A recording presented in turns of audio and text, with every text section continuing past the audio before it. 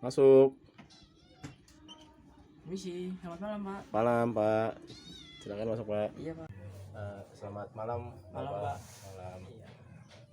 Bagaimana keadaannya hari ini? Alhamdulillah sehat Pak. Bagaimana perjalanannya hari ini? Ya perjalanan Bekasi Jakarta macet Pak. Macet ya Pak? Iya, saya dapat paham Pak. Baiklah. Sebelumnya Bapak sudah pernah melakukan sesi konseling? Belum Pak. Belum pernah ya? Iya. Saya bantu jelaskan dengan ringkas ya Pak. Boleh. Jadi sesi konseling adalah adalah pemberian bantuan kepada seseorang yang mengalami kendala pada produktivitas sehari-harinya. Nah, proses bantuan ini dilakukan untuk menghilangkan atau juga dapat mencegah ke kemudian harinya. Nah, pada prosesnya diharapkan Bapak dapat berbicara atau menceritakan secara terbuka.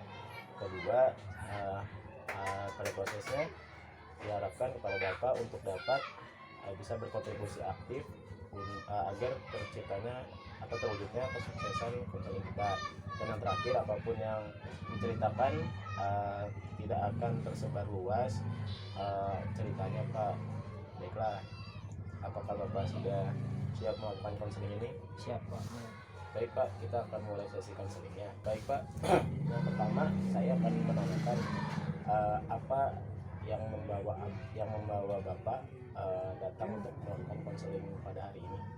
Ya sebetulnya saya ada masalah di pekerjaan Pak, yang saya belum bisa mengatasinya, sehingga saya ingin berkonsultasi Pak. Baik Pak. Oke, jika saya boleh tahu itu masalah tentang apa ya Pak? Di pekerjaan ini saya termasuk orang yang baru Pak. Oke. Ya sekitar baru masuk 1 tahun lebih lah. 1 tahun lebih. Oke. Ya. Belakangan ini ada senior yang kinerjanya lumayan bagus, tapi perilakunya tidak mengenakan Pak kepada karyawan yang lain. Perilaku tidak mengenakan kepada karyawan lain. Contohnya, saya punya kerjaan. Iya. Saya belum bisa nih Pak menghandle kerjaan ini, sehingga dia harus turun tangan dong. Oke. Ketika dia turun tangan, saya nanya kan, Pak ini caranya gimana? Dia bilang, masa gitu aja nggak bisa? Katanya di sini kerja udah lama. Oke. Jadi di situ saya beberapa bulan kebelakang ini merasa tersinggung Pak. Oke. Ya, dengan ucapan-ucapan dia yang begitu. Seharusnya yang saya harapkan daripada senior saya ini adalah ketika ada seorang yang nggak bisa atau karyawan lain yang nggak bisa, seharusnya dia turun untuk menangani dan mengajarkan Pak. Itu harapan saya. Tapi kenyataannya kan meleset jauh nih Pak dari harapan saya, sehingga saya belum menemukan solusi Pak untuk hal itu. Baiklah, saya dapat memahami kondisi Bapak. Jadi kasus ini tentang permasalahan antara Bapak dan rekan kerja Bapak ya. Betul. Oke. Jadi yang saya tangkap ya Pak, bahwa cerita ini adalah Bapak merasa kesal gitu terhadap perilakunya, dan dia melakukan perilaku yang tidak mengenakan ini bukan hanya pada Bapak. Iya betul. Pertanyaan saya, apakah hanya Bapak saja yang mengalami yang tersinggung atau oleh teman lain Pak? Sejauh ini ada beberapa teman juga yang ya kesel Pak dengan perilakuan dia, cuman mungkin tidak dibawa ke rumah atau dibawa ke luar kerjaan ya, maksudnya ketika kerja doang keselnya.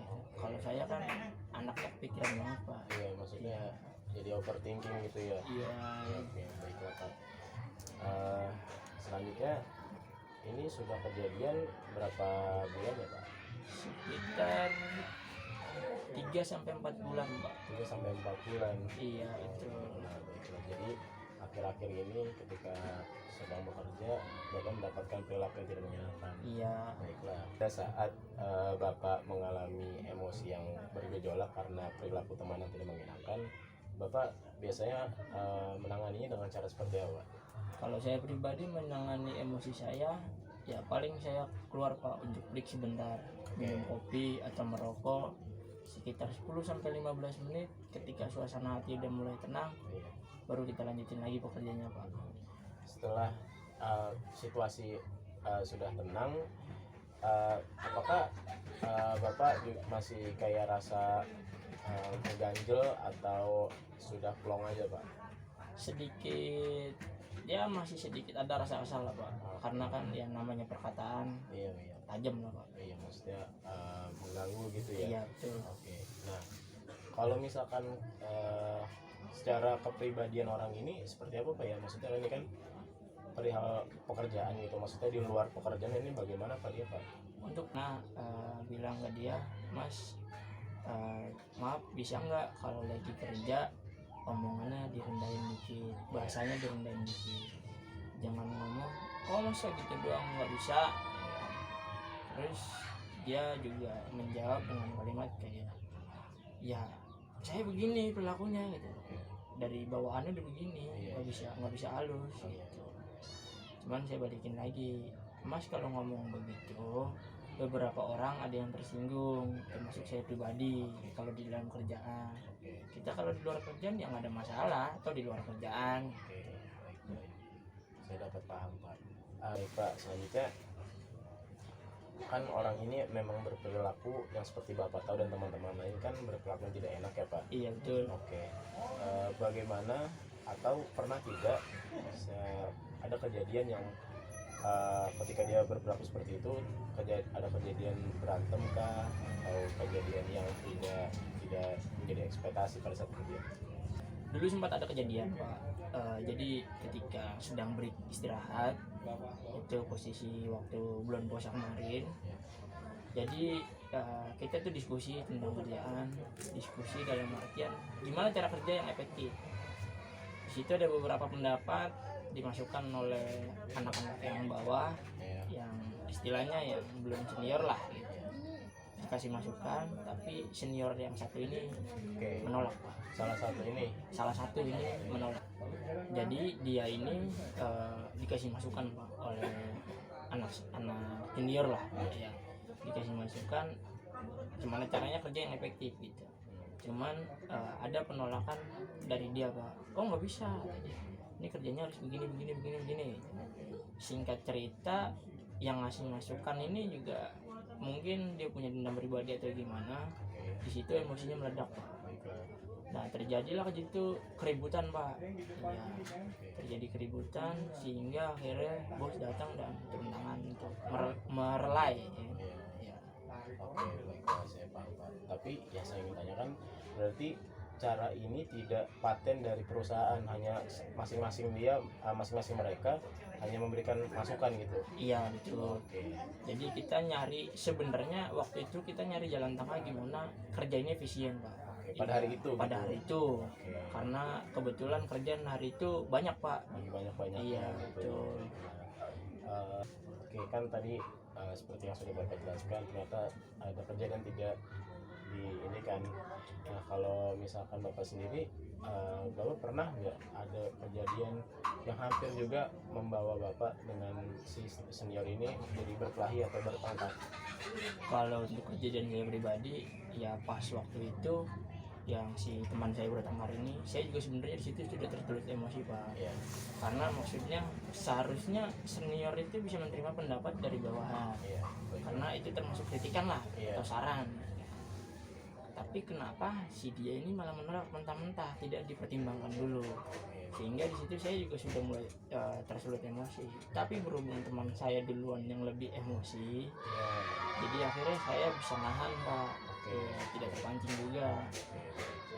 Jadi Bapak bisa mengontrol lah. Iya, saya sedikit bisa mengontrol lah. Iya. Ini kan sudah terbukti ya Pak, bagaimana perilaku si senior ini sangat mengganggu kinerja gitu kan. Iya. Dengan adanya sifat dominannya dia dalam tim gitu kan. Iya betul. Nah kalau misalkan hal ini terus berlanjut dan juga Bapak terkena imbasnya, Bapak akan melakukan hal seperti apa untuk dapat bisa keluar dari hal tersebut gitu?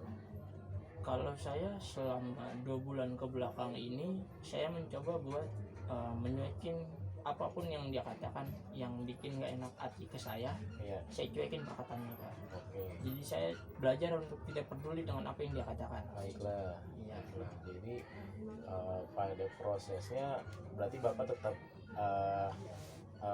jadi satu tim, tapi Iya.